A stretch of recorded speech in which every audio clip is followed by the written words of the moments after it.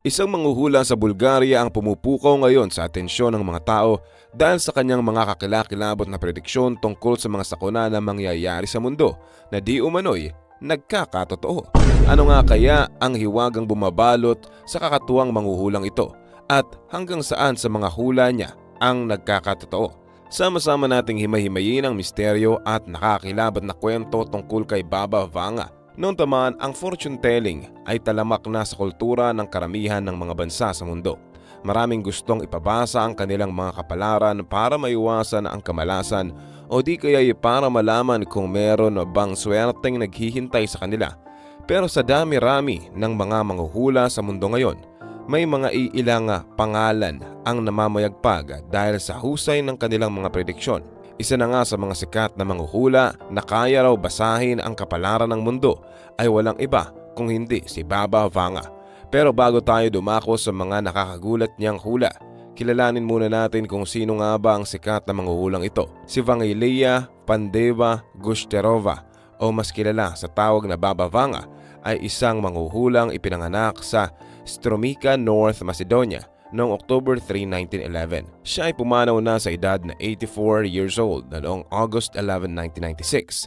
Bagamat ilang dekada nang patay si Baba Vanga, hindi pa rin may tatanggi ang impluensyang dulot niya sa mundo ng panghuhula. Lalo na't ang mga hula niya noon ay nasasaksihan pa rin magkatotoo ng mga tao ngayon. Saan nga ba nagsimula magkaroon ng kakaibang kapangyarihan si Baba Vanga? Noong siya ay 12 taong gulang, isang malaking buwawi ang katakot-takot na tumangay kay Vangelia habang siya ay nakikipaglaro na kasama ang mga pinsan. Walang laban si Vangelia habang tangay-tangay sa gitna ng malakas na buwawi. Pagkatapos ng ilang oras, natagpuan na lang siya ng kanyang pamilya na walang malay sa gitna ng parang.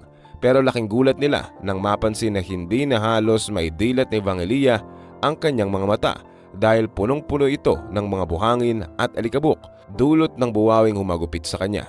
Ayon kay Vangelia, sobrang hapdi ng pakiramdam ng kanyang mga mata dahil hindi niya na ito magawang imulat. Nang dahil sa hindi inaasahang trahedya at kakulangan ng pera, pampagamot at kakulangan ng perang pampagamot ay unti-unting naapektuhan ang kanyang paningin na nauwi sa pagkabulag. Nagbunga man ng pagkabulag ang aksidenteng ito. Napansin naman ni Vangelia at ng kanyang pamilya na nagdulot din ito ng iba pang kakatuwang pangyayari. Nawalan man si Vangelia ng paningin, natagpuan naman niya ang kapangyarihan para makita ang hinaharap ng mga tao. Ang dating normal na bata noon ay unti-unting namayagpag upang maging isang sikat na manghuhula at dito na nga siya mas nakilala sa bansag na Baba Vanga o Lola Vanga. Tinagurian siyang Nostradamus of the Balkans dahil sa kanyang mga accurate predictions na maihalin tulad sa sikat ding manghuhula na si Nostradamus. Ayon kay Baba Vanga, nakita raw niya ang buhay ng mga tao sa pamamagitan ng kanyang isip. May kakayahan siyang basahin at panoorin ang buhay ng isang tao mula sa pagkapanganak nito hanggang sa pagkamatay na para bang nanonood siya ng isang pelikula. Ngayon, mas nakilala natin ang sikat na mga hula. Isa-isahin naman natin ang mga prediksyon niya sa mga nagdaang taon na mistulang nagkatotoo. Ang mga hula ni Baba Vanga ay tinatayang may 85% accuracy rate at mapapatunayan ito sa mga hula niya na nagkatotoo gaya na lamang ng Kursk nuclear submarine disaster kung saan na-predict ni Baba Vanga ang mangyayari. Ayon sa vision ng matandang manghula, nakita niya ang Kursk na mababalot ng tubig at ang buong mundo ay magluluksa para rito.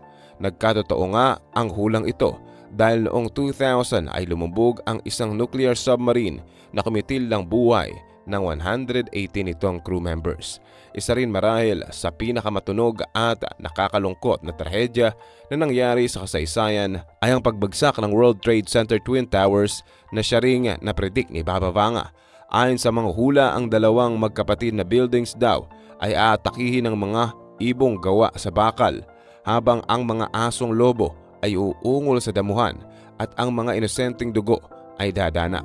Kung i-interpret ang vision na ito, ang tinutukoy ni Baba Vanga ay ang ginawang pag-hijack ng terrorist group na Al-Qaeda sa mga eroplano at pagbulusok ng mga ito sa Twin Towers na naging sanhi ng pagkawasak ng dalawang gusali at pagkamatay ng daang-daang inosenteng tao noong 2001.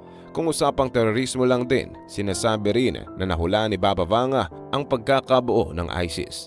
Dagdag din sa listahan ay ang Syrian gas attack na napredict din daw ni Baba Vanga. Nakita niya sa kanyang vision na gagamit ang mga Muslim ng chemical warfare laban sa mga Europeans. Ito ay kagaya ng suspected gas attack na nilaunch ni President Bashar al-Assad laban sa kanyang mga tao. Sa usapang presidente rin ay nahula ni Baba Vanga na ang magiging 44th US President ay isang Black American na siyang tumpak dahil doon naging presidente si Barack Obama. Pero kasama rin sa hula ni Baba Vanga na si Obama na ang magiging huling presidente ng Estados Unidos na hindi naman nagkatotoo. Bukod kay Obama, pinaniniwala ang nahulaan din ni Baba Vanga na si Vladimir Putin ang magiging sunod na presidente ng Russia. Ayon sa kanyang interview sa isang writer na si Valentin Seredov noong 1979, isinaad ng mga hula na ang lahat ay matutunaw na parang yelo pero may isang matitirang matibay at iyon ay si Vladimir Putin. Nahulaan din ni Baba Vanga na sa pagsapit ng 2022 ay dalawang malaking syudad sa mundo ang makakaranas ng matinding tagtuyo at water shortages na siya namang nagkatotoo. Ang UK ay nakaranas ng pinakamatinding tagtuyo simula noong 1935 at maging ang kanilang gobyerno ay inanunsyo ito noong August 12, 2022.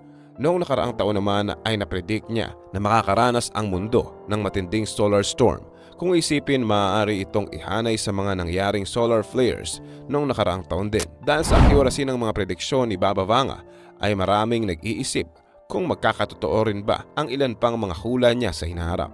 Ang tanong, ano-ano nga ba ang mga nakahandang prediksyon ni Baba Vanga para sa taong 2024? Ayon kay Baba Vanga, magkakaroon daw ng technological revolution sa taong ito na maaaring magdulot ng gulo sa finance, healthcare at cybersecurity. Nabanggit din niya na ang mundo ay maaaring makakaranas ng pagtaas ng bilang ng cyber attacks at ang mga hackers ay tatargetin ang mga importanteng lokasyon kagaya ng mga power grids at water treatment plants. Bukod sa technological breakthroughs at hijacking, predict din ni Baba Vanga na may imbento na sa wakas ang gamot sa ilang uri ng cancers ngayong taon.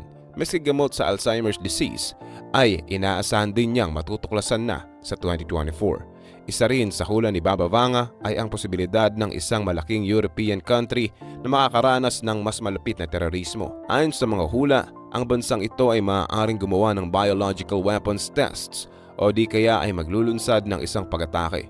Kung usapang Europe lang din, napredict din ni Baba Vanga ang pagkamatay di umano ni President Vladimir Putin sa kamay ng kanyang kabayan. Kasama rin sa prediksyon ng mga hula ang mga dilubyong maaaring maranasan ng mundo sa taong ito. Bukod sa mga mapinsalang panahon ay tataas din ang radiation level sa ating planeta. Bukod pa sa problema na dulot ng natural disasters, makakaranas din ang mundo ng economic crisis na dulot ng power shifting mula sa silangan at kanluran.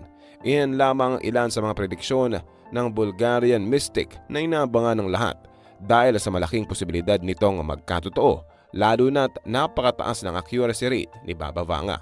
Pero alam nyo ba na meron ng mga nagkatotoo sa ilan sa mga prediksyon na ito? Unang-una na dyan ang hula niya tungkol sa pagkadiskubre sa lunas ng kanser.